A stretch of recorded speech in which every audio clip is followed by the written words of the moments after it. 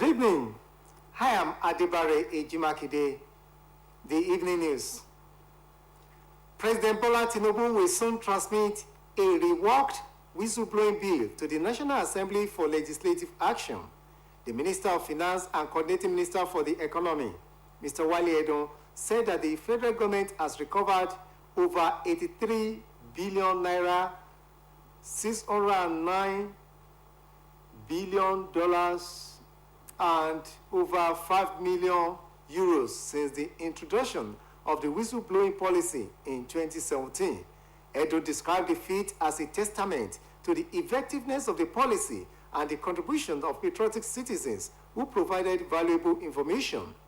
He added that the policy is aimed at ensuring accountability of public institutions and promoting good governance. The planned transmission of the bill from the presidency came on the ease of a call by the chairman of the Economic and Financial Crimes Commission, Mr. Ola Olukoyede, on federal lawmakers to enact a law to strengthen the whistleblower policy. The EFCC boss believed that enactment of the law will make it mandatory for law enforcement agencies to protect whistleblowers.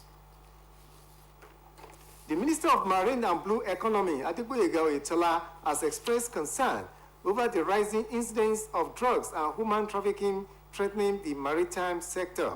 He stated this in Lagos at a maritime security conference organized by the Maritime Security Providers Association of Nigeria and alumni of the Maritime Academy of Nigeria.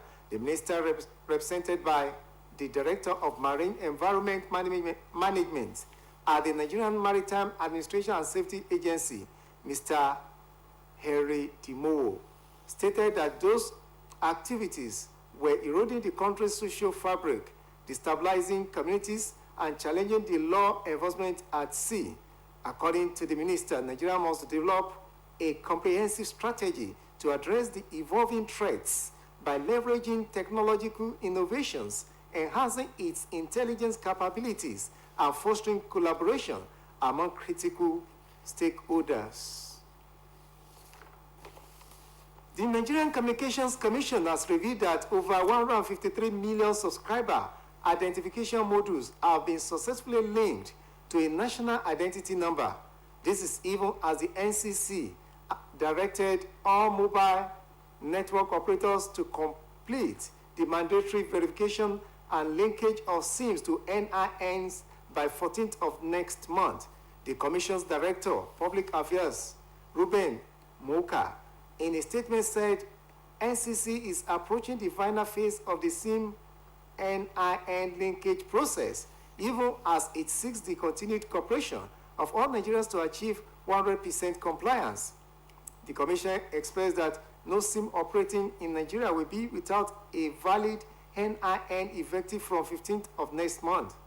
The Commission reiterated its commitment to working with security agencies and other stakeholders to crack down on the sale of pre-registered SIMs, thereby safeguarding national security and ensuring the integrity of mobile numbers in the country.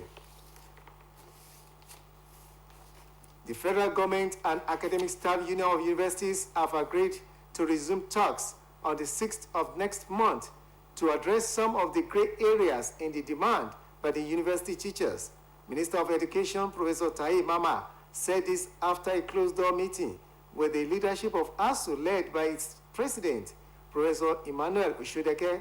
ASU had issued a 21-day ultimatum to the federal government to promptly address the outstanding issues that have encumbered the development of universities. Professor Mama told newsmen that subcommittees have been set up to look into the issues and report progress by next week. As the National Youth Service Corps orientation camp opened across the country, Polytechnic graduates with the higher national diploma without industrial training certification were sent back. NYSC had introduced a new policy demanding its certification for those seeking to fulfill their national service obligations and has altered the screening process for some HND graduates.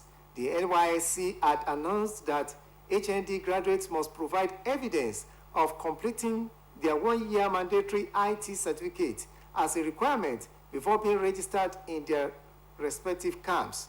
Reports from the NYSC retention camp in Kupwa, Abuja, observed that a few core members who were rejected due to the absence of an IT certificate lamented that they had already completed their degrees and are ready to serve the country, only to find themselves excluded due to certification.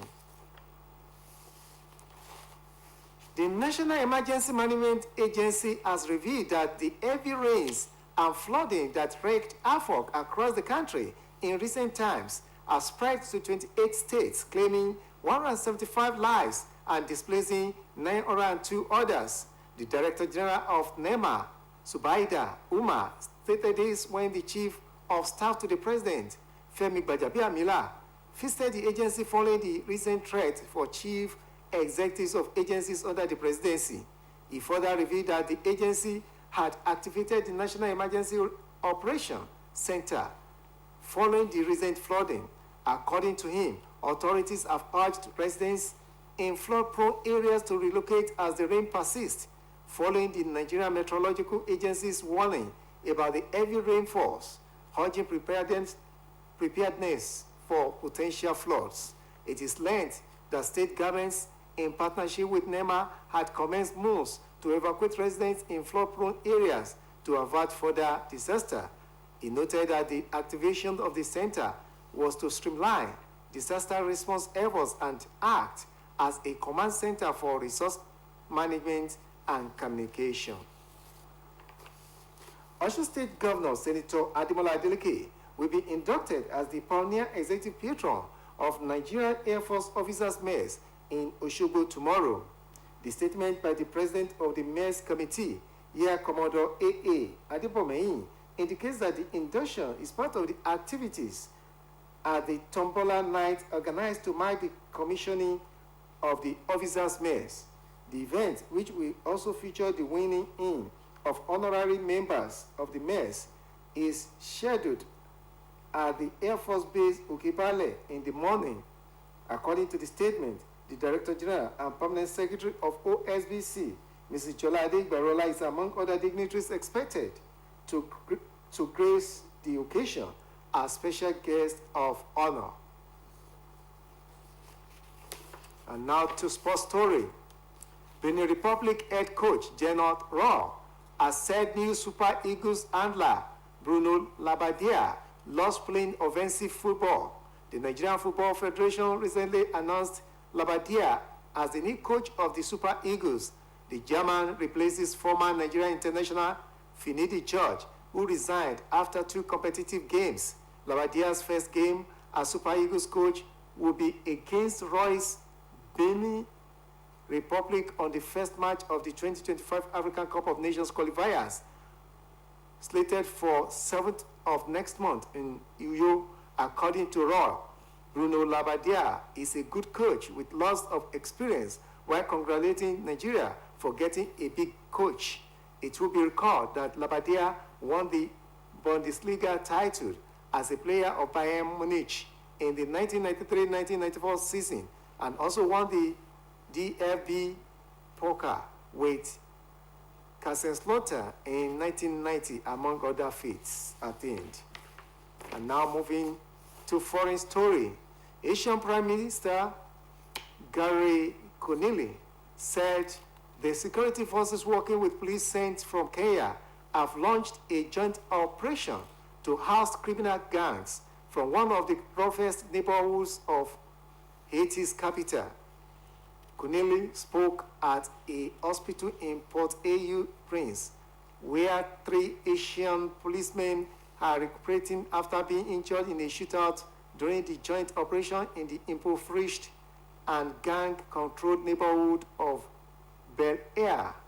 He did not provide further details of the operation, nor take questions during his brief news conference, but he called on Asians to cooperate with police and share information to help reduce crime.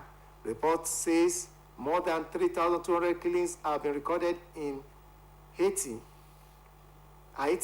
from January to May this year, while revealing that gangs controlling 80% of the Port-au-Prince have left more than 500,000 people homeless in recent years as they fight to control more territory. That ends the evening news on OSBC TV. Join us at 7 for the major reports. Good evening.